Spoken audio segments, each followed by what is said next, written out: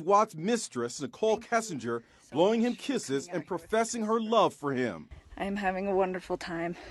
You mean a lot to me, and I'm glad that you're having a blast. I am so out of breath. The video, recorded just weeks before Watts murdered his wife and 2 daughters. There's photos and videos of them on a secret trip to the Great Sand Dunes while Shanann and Chris's 2 baby girls were away on vacation. There you go, baby. That's Watts you hear behind the camera. You're so damn sexy. HLN also obtained voicemail messages Nichol Kessinger left for Watts. She giggles like a schoolgirl. Hi. It's me. I miss your face. I was just calling to say hi. Watts also took these provocative photos of his 30-year-old co-worker. He stored them in a hidden folder on his smartphone. He hides this on an app called Secret Calculator. It looks and functions like a regular calculator, but when you enter 4 digits, it's a secret vault. It opens up and it reveals hidden photos and videos. Watts claims he came clean about the affair to his pregnant wife Shanann the night he killed her and their daughters. He buried Shanann in a shallow grave and dumped his girls in silos of crude oil. The mistress told cops she had no idea he was planning to murder his family. This shocked me just as much as I think it shocked the rest of the world. It's been years since Chris Watts confessed to the murders that destroyed his family, his pregnant wife Shanann, and their 2 little girls, Bella and Celeste. Yet, buried deep in the corners of the internet, one theory refuses to fade. Some believe that Chris didn't act alone. They point to one name, Nichol Kessinger, the woman he was secretly seeing in the weeks leading up to the murders. In the official narrative, Nichol was the mistress who had no idea Chris planned to kill his family. She told investigators she was shocked, blindsided, horrified. But for those who have followed the case obsessively, her story leaves too many unanswered questions. How did she delete her search history before police arrived? Why had she been looking up wedding dresses, how to prepare for being a stepmom, and how much Amber Fry made from her book deal, all while Chris's family was still missing? Coincidence, or forethought? Chris himself, in scattered letters and prison rumors, has hinted at something darker. In one version, he claimed Nichol knew more than she said. That she was there, or at least, that she helped plan the escape from his old life. The truth, of course, may never be proven. But the theory, that Nichol Kessinger was more than just a mistress, has taken on a life of its own. To many, she's the silent accomplice, the woman who lit the match that burned everything down.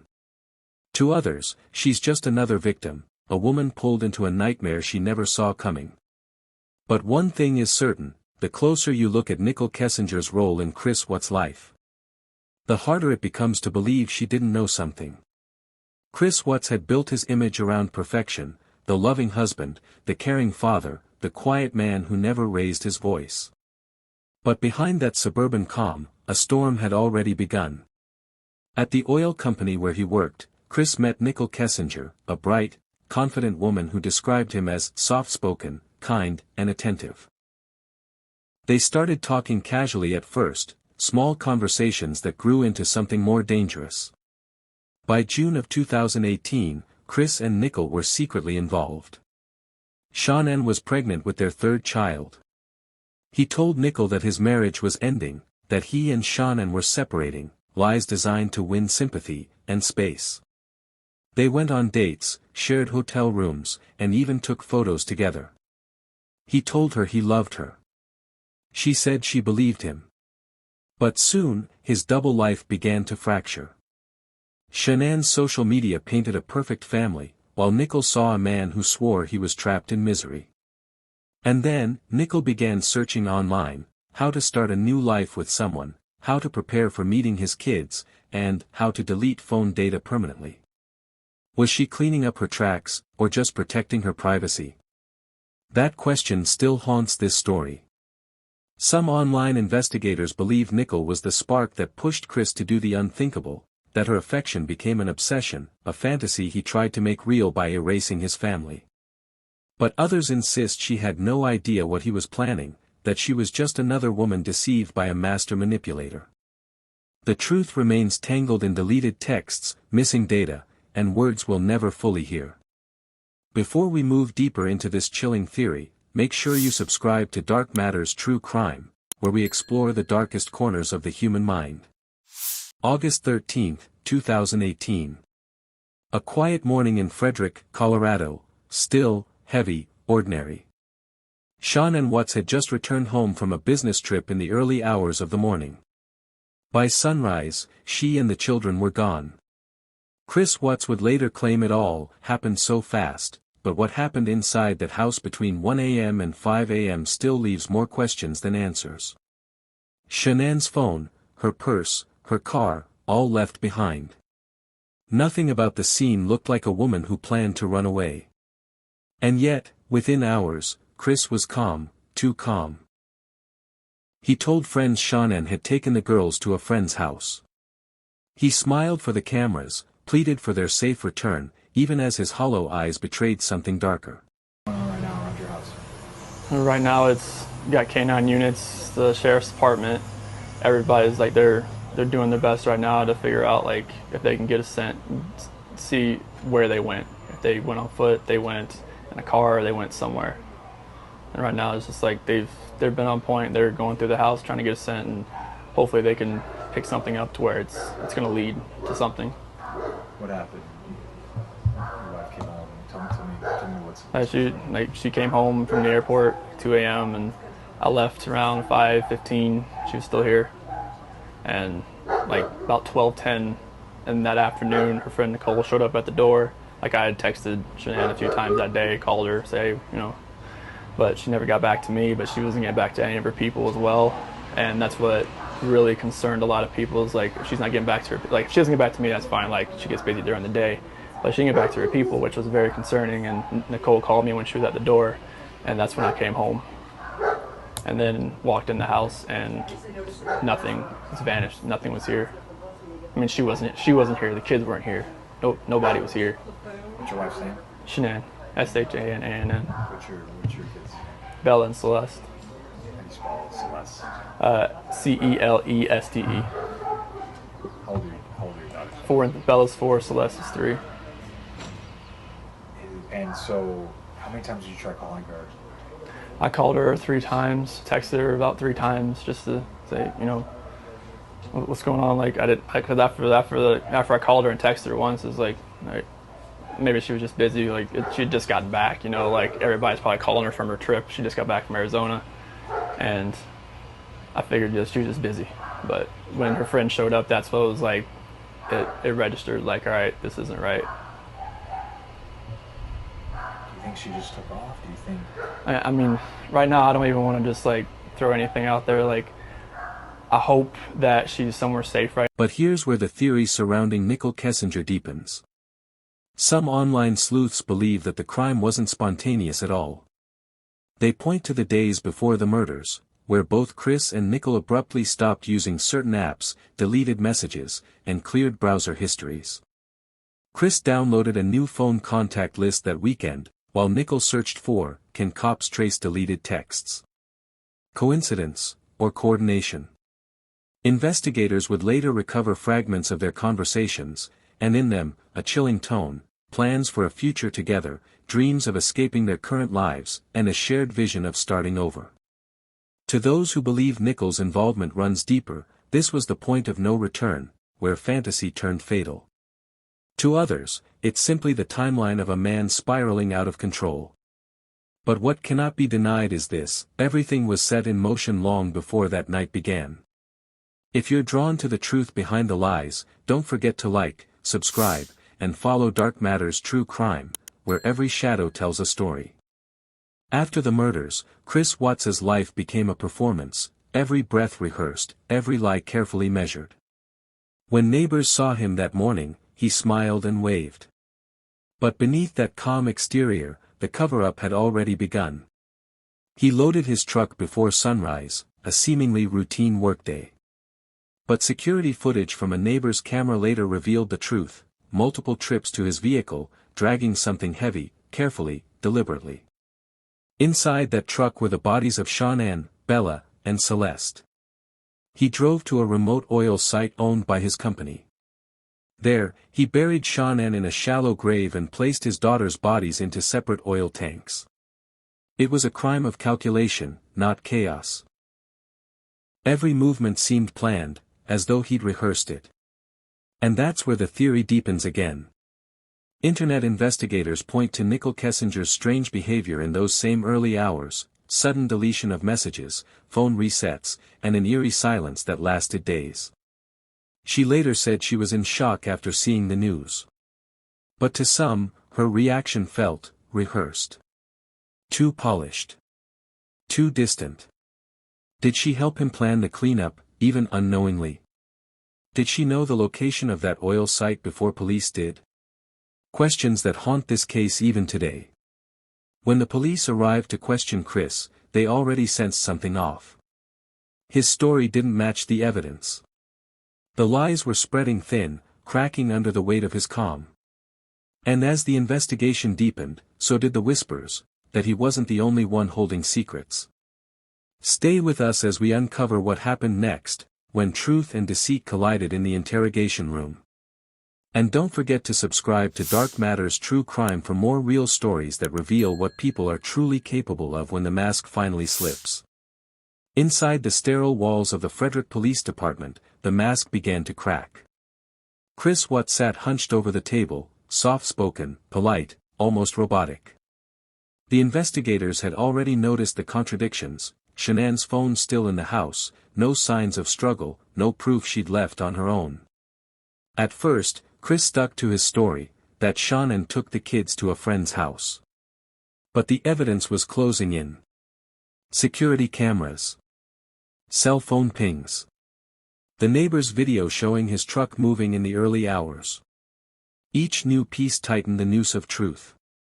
Then came the moment that changed everything, the polygraph test. Investigators told him straight, "You failed." His eyes dropped. His hands trembled. He exhaled slowly, as if the air itself betrayed him. But even in confession, his words were fragmented, slippery. He claimed he just snapped. That Shanann had hurt the children first, and he reacted. A desperate attempt to rewrite the narrative. Yet the chilling calmness of his demeanor told another story, of control, of premeditation. And through it all, Nichol Kessinger's name began surfacing in the background. Detectives knew she'd been seeing him. They reached out. When she learned of the murders, she cooperated fully, turning over phone records, text messages, and search histories. But her sudden deletion of data before that cooperation raised eyebrows everywhere. Some saw guilt. Others saw fear. Online theorists still argue that her actions before and after the murders were too precise, too aligned with Chris's behavior to be coincidence. But even with no charges, no physical evidence linking her to the scene, suspicion continues to swirl. As truth emerged from lies, one question remained: if Chris didn't act alone, what was she hiding? Don't forget to like, share, and subscribe to Dark Matters True Crime, where we expose the secrets that never die. When the truth finally came out, the illusion shattered.